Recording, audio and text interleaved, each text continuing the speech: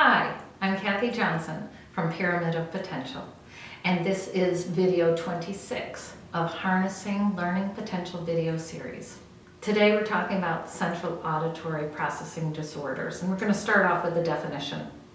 So this refers to deficits in the information processing of audible, meaning you can hear them, signals, not attributed to impaired hearing, okay, so there's no hearing loss, or intellectual impairment. Okay, so it's not because someone doesn't have the capacity to learn. Some of the things that we may see is difficulties with attending, discriminating, and identifying acoustic signals. So especially in that discrimination, we've talked about this before, discriminating between sounds that are similar. It could be short vowel sounds. It could be the letters F, S, SH and CH, the sounds that are made by those letters, or the sounds made by M and N, or the sounds made by P and B, P and B. Okay, you can hear one is voiced and one is whispered. So that's one part. There's also being able to transform and continually transmit information so that you're receiving and transmitting quickly. Being able to filter out, not pay attention to those sounds that you don't want to pay attention to sort and combine information. So being able to take auditory information, combine it, understand it into language. Being able to store and retrieve and use information that is spoken or sounds efficiently, quickly. There's also the phonemic awareness, the ability to blend sounds into words. Segment, which is taking sounds and breaking them into, taking words and breaking them into individual sounds. And then manipulating phonemes. Phonemes are just another word for sounds.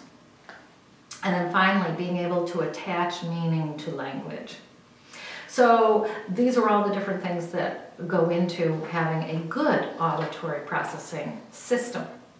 So some things that you can do if there's something wrong.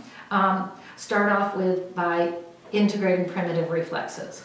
Spinal galant, very, very specifically, is about auditory processing and setting up that whole ability between the ears and the nervous system, the brain. Next is the asymmetrical tonic neck reflex that has to do with sidedness, hemispheres, etc. If you haven't seen the video on asymmetrical tonic neck reflex, that was video 23. So go back and watch that. And what I want to do now is to talk about dominance. And so here we're talking about ear dominance. We know that language is processed in the left hemisphere.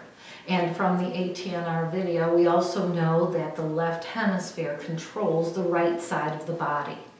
Therefore, we would prefer that the right ear be dominant for language. Okay, we aren't talking about music and things like that. We're talking about language.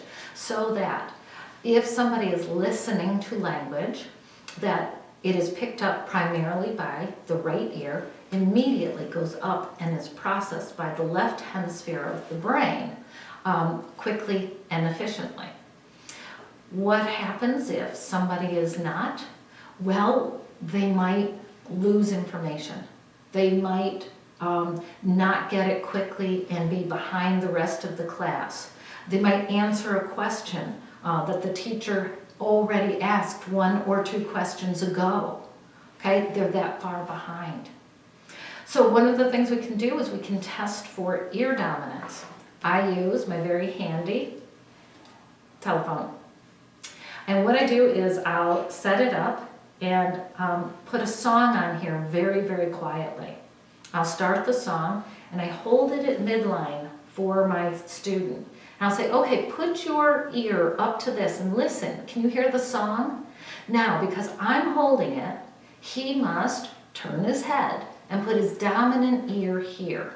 And then he can hear the sound, hear the song and see if he can identify it.